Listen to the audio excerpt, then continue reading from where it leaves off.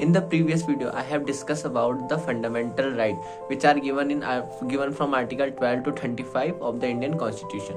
So चलिए आज हम देखते हैं article 32 of the Indian constitution, जिसे बाबा साहेब भीमराव अंबेडकर ने heart and soul of the Indian constitution भी कहा था।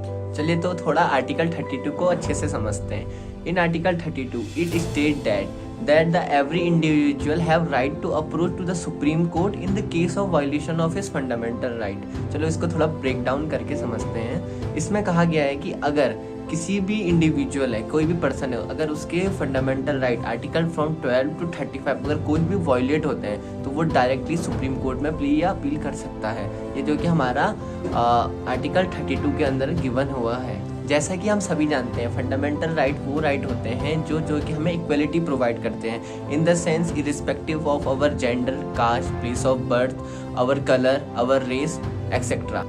जैसा कि मैंने आपको बताया कि अगर हमारे कोई भी फंडामेंटल राइट्स वायलेट होते हैं तो हम आर्टिकल 32 के अंतर्गत हम जो है कि डायरेक्टली सुप्रीम कोर्ट में प्ली कर सकते हैं। तो आर्टिकल जब हम अपनी प्ली लेके सुप्रीम कोर्ट जाते हैं तो सुप्रीम कोर्ट जो है कि 5 टाइप्स की रिट जो है कि हमें जो है कि हमें देता है। अब हम चलो थोड़ा रिट्स को ब्रेक डाउन करते हैं कि रिट्स एक्चुअली में होते क्या।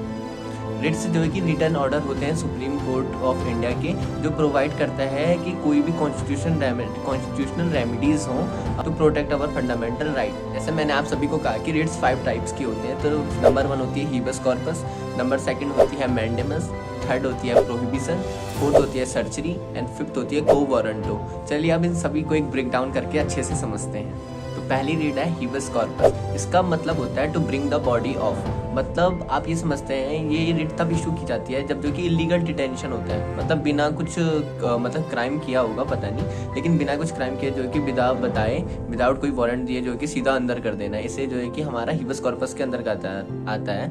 जो हीबस कॉर्पस है ना, इसमें ये आर्टिकल 19, आर्टिकल 21 और आर्टिकल 22 जब इनका वायलेशन होता है तब जो है कि हीबस कॉर्पस की डिमांड की जाती है। आर्टिकल 19 जैसे हमें पता है राइट टू फ्रीडम का है। आर्टिकल 21 ये है राइट टू लाइफ और पर्सनल लिबर्टी। आर्टिकल 22 ये जो है कि सेफ गार्ड करता है हमें जो है कि जो डिटेंशन या अरेस्ट होते हैं इनसे। तो ये जब इनका वायलेशन होता है तब जो है कि हीबस कॉर्पस की रिट जो है कि इशू की जाती है। सेकेंड रिट है हमारी मैंडेमस। मैंडेमस का मतलब होता है टू कमांड।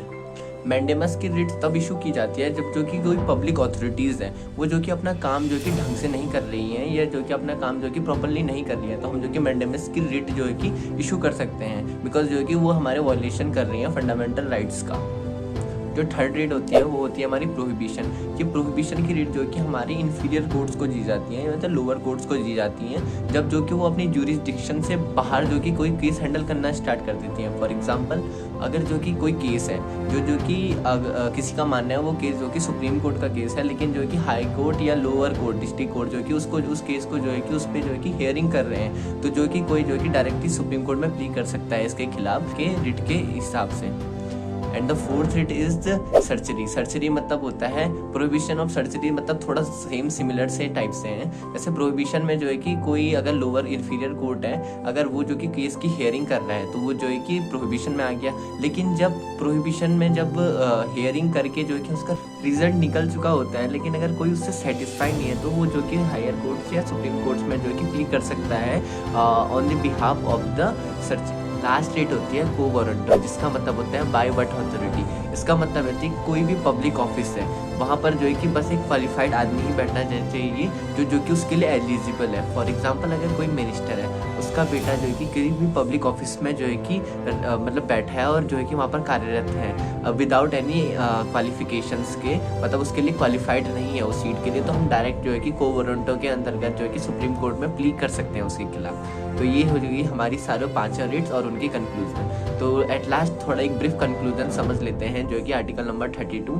इससे जो कि as I said it is the heart and soul of the Indian constitution. और इसके अंतर्गत ये बताया गया है कि अगर हमारे कोई भी फंडामेंटल राइट 12 टू 35 आर्टिकल्स कोई भी वायलेट होते हैं हम तो डायरेक्टली सुप्रीम कोर्ट में प्ली कर सकते हैं अंडर आर्टिकल 32। इस आर्टिकल 32 को guarantors of the fundamental rights भी कहते हैं।